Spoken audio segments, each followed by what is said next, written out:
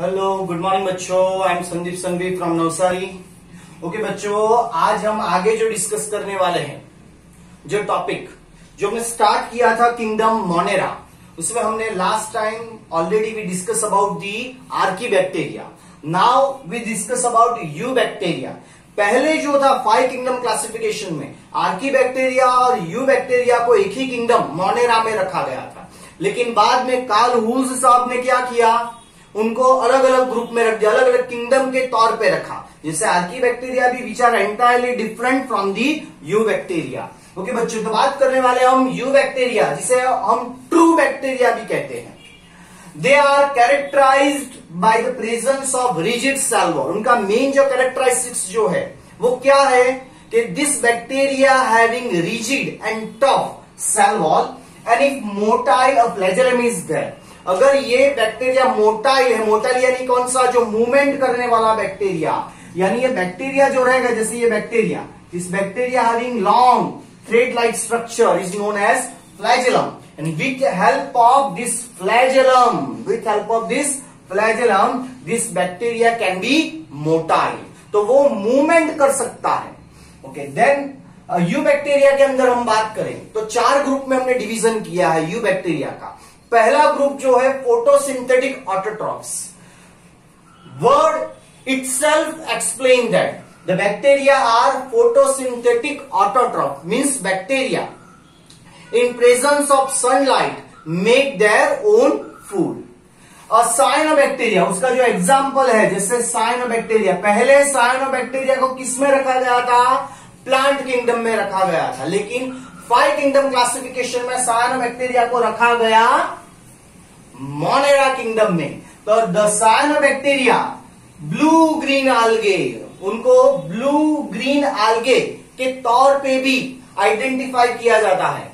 The cyanobacteria have chlorophyll a similar to green plant. तो the cyanobacteria having chlorophyll a pigment which are similar to higher plant. जैसे higher plant में रहता है chlorophyll a pigment, ऐसा ही pigment रहता है this cyanobacteria में भी। दे आर यूनिसेल्यूलर, यानी सिंगल सेल है, यूनिसेल्यूलर। यहां पे बहुत सारे मैंने ड्रॉ किए हैं cyanobacteria. They are unicellular colonial, यानी साथ में रहते हैं बहुत सारे साइनोबैक्टीरिया कॉलोनी में। और फिलामेंटस, तो फिलामेंटस यानी फिलामेंट लाइक स्ट्रक्चर, इस तरह का अरेंजमेंट उनका, filament like structure. Fresh water plus उनकी हैबिटेट देखें तो फ्रेश वाटर में सर्वाइव करते हैं, और मराइन वाटर में एंड टेरेस्ट्रियल आल्गे, यानी मॉइस्चर लेवल ज्यादा रहेगा वहां पे भी ये टेरेस्ट्रियल कंडीशन में भी साइनोबैक्टीरिया सस्टेन करते हैं। The colonies are generally surrounded by gelatinous sheet, यानी जो कॉलोनी है, जैसे ये फिलामेंटस ग्रोथ ऑफ साइनोबैक्टीरिया है, उसके सराउंडिंग में हमने ब्लू मार्कर से ड्रॉ किया हुआ है filamentous sheet. This filamentous sheet made up of mucilage, यानी उसे म्यूसिलेजिनस शीट भी कहा जाता है। तो generally surrounded by gelatinous sheet और mucilaginous sheet. They often form blooms in polluted water body, यानी अगर पॉल्यूटेड वाटर रहेगा, सीवेज वाटर रहेगा, तो वहां पे वो पूरा एंटायरली पॉन्ड और वाटर जो कंडीशन है उसे कवर कर देगा दिस साइनोबैक्टीरिया। और पॉल्यूटेड वाटर में वो क्विकली, बहुत फास्ट ग्रोथ करते हैं। तो दे ऑफन फॉर्म ब्लूम्स यानी का क्या, तो पानी के ऊपर पूरा ग्रीन कलर का चद्दर जैसा बिछा देता है वो अपना ग्रीन कलर का। तो lots of growth of cyanobacteria, due to that the entire surface of the pond cover with this algal bloom. इन ब्लूम यानी बहुत सारा विस्फोट होना, बहुत सारा एक साथ में डेवलप होना। तो the often form blooms in polluted water bodies. Some of this organism can fix atmospheric nitrogen in specialised cells called heterocyst, यानी कुछ साइनोबैक्टीरिया के पास क्या होता है, स्पेशलाइज्ड सेल, उसे कहा जाता है heterocyst. With help of this heterocyst cell, the cyanobacteria have ability to fix atmospheric nitrogen in the form of ammonia example cyanobacteria का एग्जाम्पल हम कोड करें तो कौन सा, Nostoc and Anabaena are the example of cyanobacteria. Okay बच्चों, तो हमने ये देखा फर्स्ट ग्रुप फोटोसिंथेटिक ऑटोट्रॉफ्स। बाद में हम दूसरे 3 ग्रुप जो है वो भी देखने वाले हैं वन बाय वन। ओके, जो दूसरा ग्रुप जो है केमोसिंथेटिक ऑटोट्रॉफ्स, जो दूसरा ग्रुप यू बैक्टीरिया का, पहला हमने देखा फोटोसिंथेटिक ऑटोट्रॉफ, ये केमोसिंथेटिक ऑटोट्रॉफ मींस अपने सराउंडिंग में जो केमिकल सब्सटेंस रहेगा उसे वो यूटिलाइज करके अपना फूड अपने आप फॉर्म करेगा, make their own food. This bacteria oxidise various inorganic substance such as nitrates, nitrites and ammonia and use the release energy for the ATP production। यानी ये बैक्टीरिया का क्या करेगा, अपने सराउंडिंग में जो केमिकल सब्सटेंस जो रहेगा उसे वो ऑक्सीडाइज करेगा इनऑर्गेनिक सब्सटेंस को। सच एज, कौन से इनऑर्गेनिक सब्सटेंस, जैसे नाइट्रेट्स, नाइट्राइट्स और अमोनिया को ऑक्सीडाइज करेगा and make their own food as well as energy. और यही एनर्जी एटीपी जो फॉर्म करेगा, this same ATP utilise for their various physiological activity.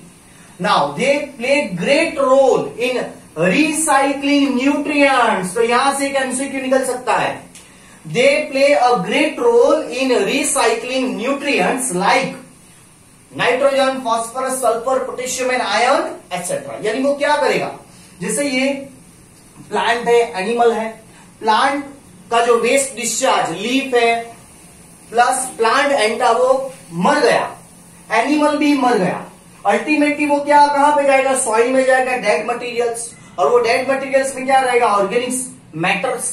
This organic matters decompose by chemosynthetic bacteria and this organic matter converted into simpler organic form।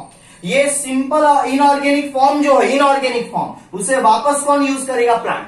Again plant में से animal में जाएगा, plant में से animal में, और ultimately वो soil में जाएगा, अगेन वो डीके होगा फिर से। यानी जो recycling of nutrient continue, recycling of nutrient continue with help of this chemosynthetic bacteria। Means this bacteria help in recycling of nitrogen, phosphorus, sulfur, potassium, iron etc। तो ये दूसरे ग्रुप की हमने बात की, chemosynthetic autotrophs।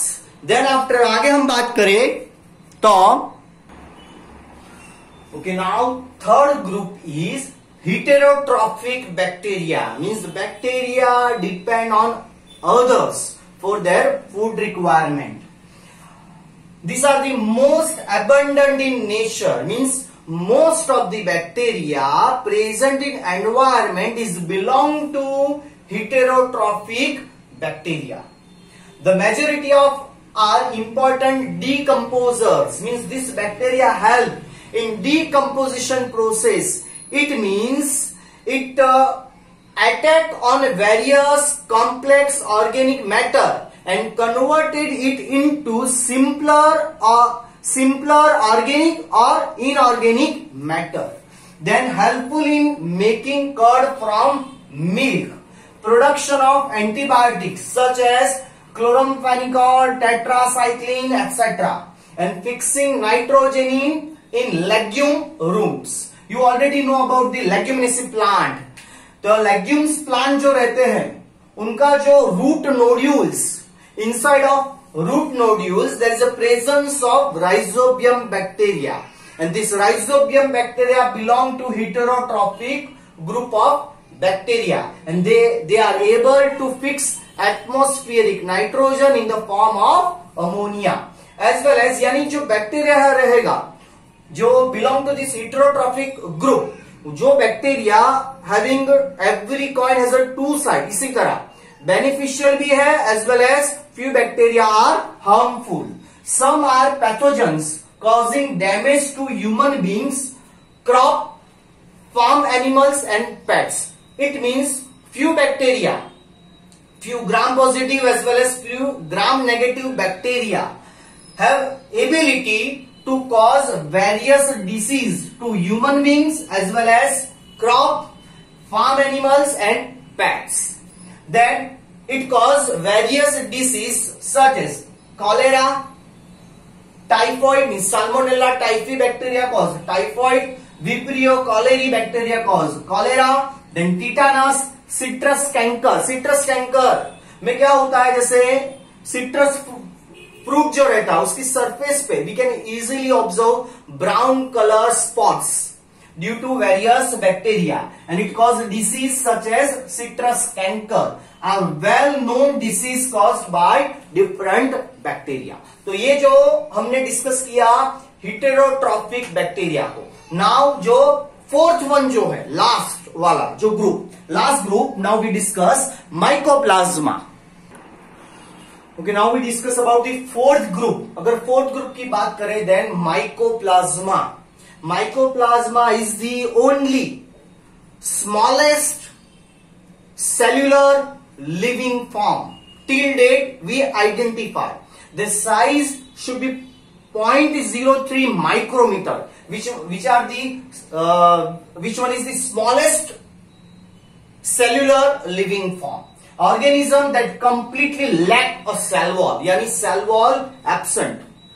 They are smallest living cells known and can survive without oxygen. Means mycoplasma are anaerobic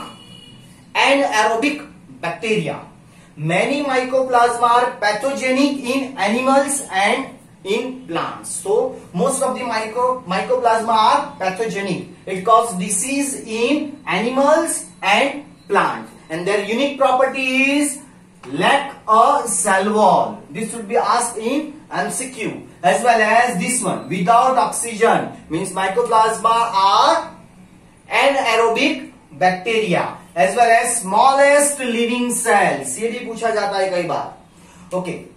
Now we take code 1 example. Mycoplasma hominis cause human infertility, यानी human की infertility के लिए रिस्पॉन्सिबल, फर्टिलिटी लूज हो जाती है due to mycoplasma होमिनीज. ये पूछा जाता है नीट के अंदर पूछा जाता है. नाउ बात करें हम रिप्रोडक्शन की. तो बैक्टीरिया रिप्रोड्यूस कैसे करता है, तो बाय फिशन. तो फिशन में क्या होगा, one bacteria divided into invagination of cell membrane and then after divided into two daughter bacteria.